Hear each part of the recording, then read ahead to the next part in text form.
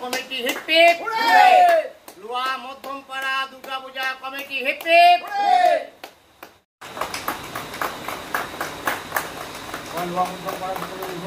লুয়া Madhyampara Durga Puja committee কি, লুয়া Madhyampara Durga Puja committee hip hip, লুয়া দুর্গামাতা মধ্যমপাড়া দুর্গামাতা কমিটি হিপিপ।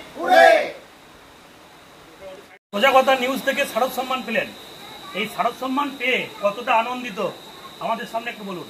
খুবই আনন্দিত এবং লুয়া মধ্যমপাড়া দুর্গাপূজা কমিটির তরফ থেকেও অসংখ্য ধন্যবাদ।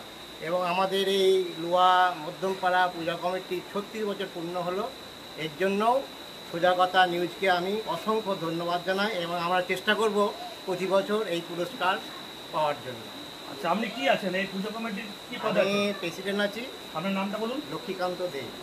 আচ্ছা, আজকে আপনাদেরকে দেওয়া হলো প্রজাগতা পত্রিকা থেকে, নিউজ থেকে। এর আগে আপনারা কিছু পেয়েছিলেন? এর আগে কোনো সম্মান পেয়েছেন? এই প্রথম পাচ্ছি। আচ্ছা, আপনাদের এই পুজো কতদিনকার এবং এই পুজো বৃত্তান্ত, কিভাবে কি আপনাদের পুজো করা হয় এই সম্পর্কে যদি কিছু বলেন। আমাদের 36 বছর পূজা প্রতিষ্ঠিত, সমস্ত